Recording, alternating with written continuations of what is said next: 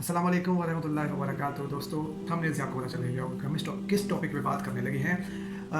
जैसे कि आप जानते हैं कि बॉलीवुड सुपरस्टार आमिर खान, उनकी मूवी आई थी पीके, जिसमें उन्होंने तकरीबन वो तमाम जो उनके इंडिया में चीज़ें हैं उनको हाईलाइट किया था, जो मजहबी रस्मात बनी हुई हैं, मतलब चढ़ावा, दिन त्यौहार, फिर बहुत सारी बिदतें। ये हिंदू जो धर्म है, जो भी मज़हब है, उसमें ये चीज़ें पाई जाती हैं। मतलब वो देखिए, मंदिरों में जो है वो चढ़ावा भी चढ़ाते हैं, और भी बहुत सारे उनकी, ये दिन आ गया, अब वो दिन आ गया, अब दिवाली आ गई, और पता नहीं क्या क्या नाम है, मुझे तो खैर इतना पता भी नहीं है। तो जब आमिर खान ने इन चीज़ों को एक्सपोज किया इस मूवी में, बड़ी मुश्किलात का सामना भी उनको करना पड़ा, क्योंकि इंडिया एक बहुत बड़ी कंट्री है और उसमें बहुत सारे रिलीजन हैं, और तकरीबन उस मूवी में उन्होंने सभी को हाईलाइट किया।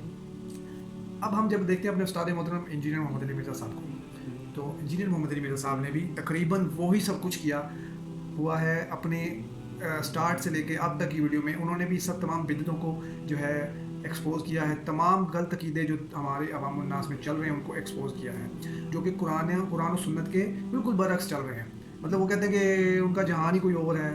तो इसी के बिहाफ पे जो है हमारे उस्ताद ने ये चंद स्लोगन जो हैं उन्होंने राइज़ किए थे कि ना मैं वहाबी, ना मैं बाबी, मैं हूँ मुस्लिम, इल्म किताबी, और मरने से पहले मुसलमान कर ले इस पे गौर, बाबों का खुदा कोई और है और किताबों का खुदा कोई और। तो बाबों का तो वक्र जहान होता है। और फिर और बहुत सारे स्लोगन्स आए कि फ़िरक़ों की दुकानें बंद, the damage has been done. तो ये फ़िरके जो हैं हमें इस्लाम में भी नज़र आते हैं, मुसलमानों में भी फ़िरके हैं, ईसाइयों में भी हैं, हिंदुओं में भी हैं, यहूदियों में भी हैं, फ़िरके हर जगह पे हैं मेरे भाइयों। तो हमें चाहिए कि किताबुल्लाह, जो नबी पाक सल्लल्लाहु अलैहि वसल्लम ने अपने हज्जतुल विदा के मौके पर किताबुल्लाह और सुन्नत छोड़ी थी, और अगर हम गदीर खून की हदीस को देखें तो किताबुल्लाह और अहले बैत का जो है पैरवी करने का उन्होंने फरमाया कि इन दोनों को, किताबुल्लाह को पकड़ लेना, थाम लेना, हदायत पाओगे, और मेरे अहले बैत से उसने सलूक करना। तो मेरे भाइयों, दुनिया बरक्स चल रही है, टोटली बरक्स चल रही है। ना हदीसों का जो है हदीसों पे अमल कर रहे हैं, ना ही कुरान को पकड़ा हुआ है, ना ही कुरान को उन्हें थामा है। जैसे कि एक हदीस भी है, नबी पाक सल्लल्लाहु अलैहि वसल्लम ने फरमाया था कि इस किताब के ज़रिए अगली कौमों को अरूज हासिल हुआ था, और इस किताब की वजह से उनको ज़वाल होगा।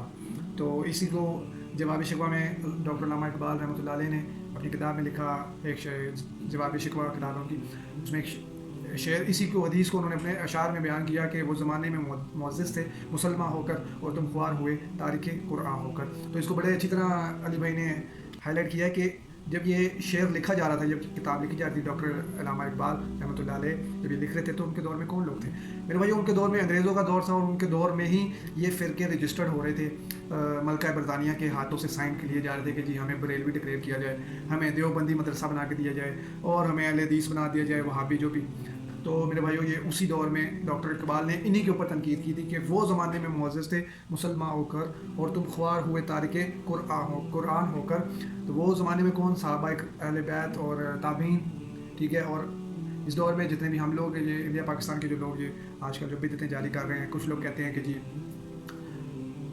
मतलब हनफी हो के एक दूसरे को काफिर डिक्लेयर कर चुके हैं, सुन्नी हो के एक दूसरे के पीछे नमाज़ पढ़ने के कायल नहीं है, एक किताब होने के बावजूद एक दूसरे को काफिर बोल रहे हैं। तो अब आपसे लोगों से मेरा ये सवाल है कि क्या बॉलीवुड सुपरस्टार आमिर खान इंजीनियर मोहम्मद अली मिर्ज़ा साहब के स्टूडेंट्स हैं या नहीं?